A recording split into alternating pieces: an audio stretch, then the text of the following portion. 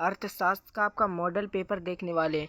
आप लोग वीडियो को पूरा देखिएगा। रियल भले ही नहीं है पर आपको इस वीडियो में जो भी आपको बताया जा रहा उससे परीक्षा में आपको ज़्यादा कुछ फंसने की जो है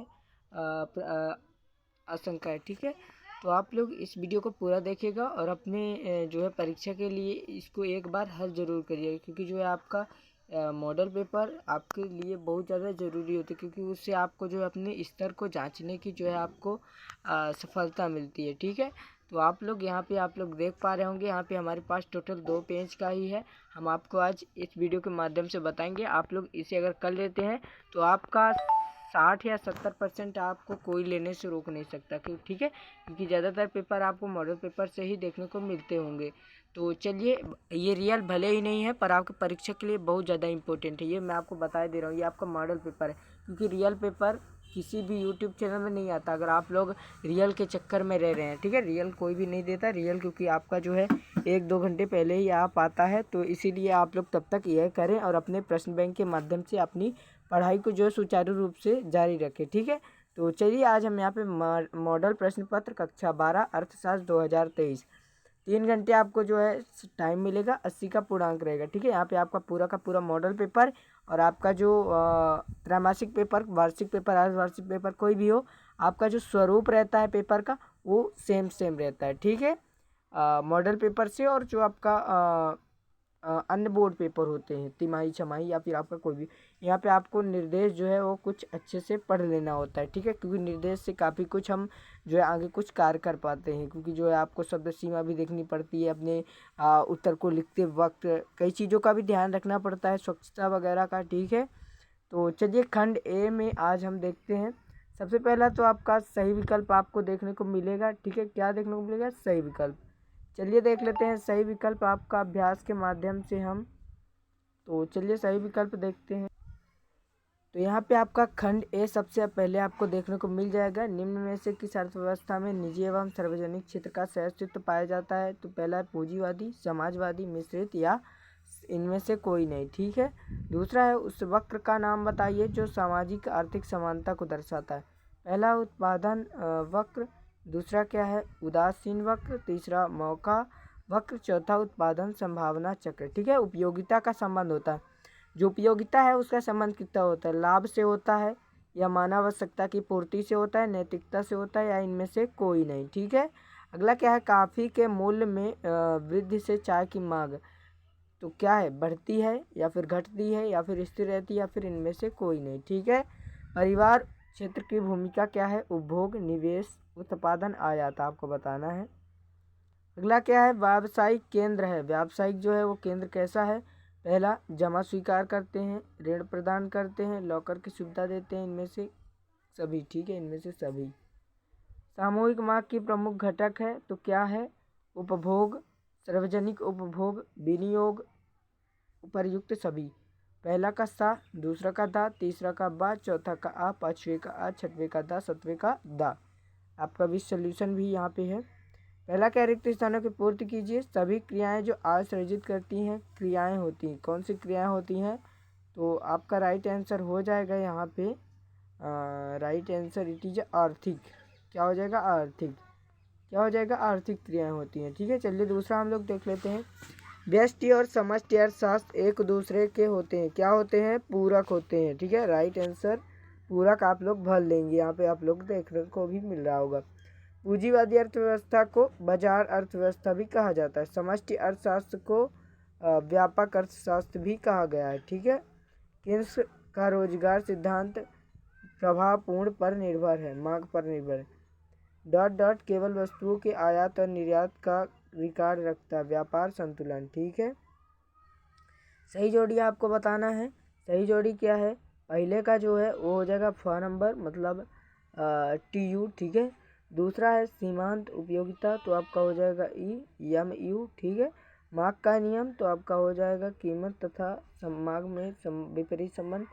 चौथा क्या है? कुल उत्पादन तो आपका हो जाएगा TP। ठीक है, पांचवा क्या है? सीमांत उत्पादन। सीमांत उत्पादन का आपका जो है वो हो जाएगा सा।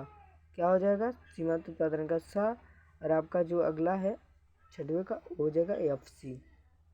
एक वाक्य एक शब्द में उत्तर लिखना है। पूर्ति का नियम किनके बीच धनात्मक संबंध को बताता है? तो किनके बीच? कीमत और पूर्ति के बीच। ठीक है, कीमत और पूर्ति के बीच जो है वो संबंध को दर्शाता है। ठीक है, चलिए अगला आपका देख लेते हैं। अगला है लाभ का अधिकतम करने की शक्ति क्या है? तो आपको बताना है किसी वस्तु के कीमत निर्धारण में दो महत्वपूर्ण शक्तियाँ होती हैं, तो कौन कौन सी वो आपको बताना है। ठीक है, तो चलिए अगला आपका देख लेते हैं। किसी वस्तु की कीमत निर्धारण में दो महत्वपूर्ण जो शक्तियाँ हैं वो कौन कौन सी हैं? ठीक है, तो वो आपको बताना है। चलिए आपका चौथा देख लेते हैं। साधनों की मांग किस प्रकार की होती है? साधनों की जो मांग होती है किस प्रकार की होती है? समष्टि अर्थशास्त्र का एक दोष लिखना है। आधुनिक अर्थशास्त्र का जनक किसे कहा गया है? ठीक है, चलिए अगला आपका देख लेते हैं। अगला आपका क्या है? तो अगला आपका जो है क्या है आपको देखने को मिलेगा सत्य। सत्य बताइए। ठीक है, तो कीन्स का दीर्घकालीन सिद्धांत कोण पर निर्भर करता है? तो आपको बताना है सत्य या असत्य। उपभोग फलन अपूर्ण रोजगार सामयिक की व्याख्या करता है। ठीक है, ये आपको बताना है सही या फिर गलत है। हम आपको लास्ट में बताएंगे आंसर। ठीक है, समग्र मांग आय के ऋणात्मक रूप से संबंधित है, ये भी आपको बताना है। ठीक है, चलिए यहाँ पे देखते हैं। केंद्रीय बजट वित्त मंत्री द्वारा प्रस्तुत किया जाता है, तो ये आपका जो है चौथा क्या है? सत्य हो जाएगा। सत्य है। घाटे का बाजार लाभदायक होता है, तो ये भी जो है आपका सत्य हो जाएगा। निजी ऋणों का भुगतान चालू खातों की देनदारी प्रविष्टि में आता है, तो ये आपका जो है छठवां क्या हो जाएगा? सही हो जाएगा। सत्वर रोजगार के संतुलन स्तर पर भी कुछ श्रमिक बेरोजगार रह जाते हैं, बिल्कुल सत्य है ये आपका। ठीक है, जो है आपका तीसरा बार असत्य है, बाकी सब सत्य है। ठीक है, अगला क्या है? ये जो पार्ट 2 है आपका, इसमें आपको सबसे पहले 2 अंक के प्रश्न मिलेंगे। अवसर लागत क्या है? आदर्श अर्थशास्त्र किसे कहते हैं? जो आपका अवसर लागत है वो क्या है, और आदर्श अर्थशास्त्र किसे कहते हैं? लागत से क्या अभिप्राय है? सीमांत उत्पादन क्या है? जो लागत है उससे आपका क्या तात्पर्य है, और सीमांत उत्पादन क्या है? बाजार का अर्थ लिखना है। संतुलन कीमत किसे कहते हैं? ठीक है, अगला है पूर्ति में कमी से क्या आशय है? अधिपूर्ति किसे कहते हैं? ठीक है, राष्ट्रीय आय गणना की व्यय विधि समझाइए। उत्पादन संगणना विधि को स्पष्ट कीजिए। मिश्रित आय को स्पष्ट कीजिए। मौद्रिक आय का क्या अर्थ है? केंद्रीय बैंक की परिभाषा दीजिए। वैधानिक मुद्रा क्या है? तरलता जाल क्या है? विनियोग गुणक को स्पष्ट कीजिए। निवेश का तात्पर्य समझाइए। उपभोग तथा आय में क्या संबंध है? ठीक है, चलिए अगला आपका देख लेते हैं। 15वां, पूर्ण रोजगार को परिभाषित कीजिए। अनैच्छिक बेरोजगारी किसे कहते हैं? मार्क के नियम की व्याख्या कीजिए। तटस्थता वक्रों की विशेषताएं लिखिए। कुल उपयोगिता को समझाइए। सीमांत उपयोगिता से क्या आशय है? पूर्ति को प्रभावित करने वाले तत्व का वर्णन कीजिए।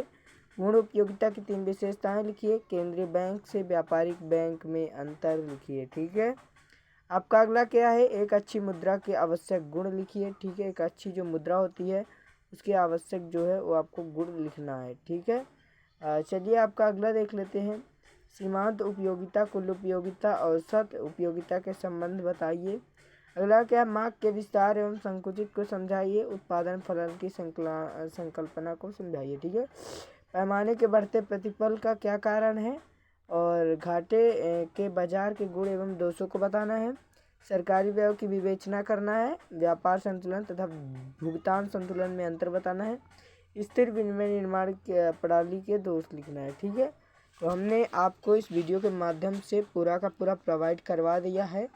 अगर आपने अच्छे से वीडियो को देखा है तो आपको पूरा का पूरा यहीं से ज़्यादातर क्वेश्चन आपको आपके जो परीक्षा होने वाली है उसमें आपको देखने को मिलेंगे। ठीक है, तो आशा करता हूँ आप लोग वीडियो को पूरा देखे होंगे और अच्छे से समझने की प्रयास किए होंगे।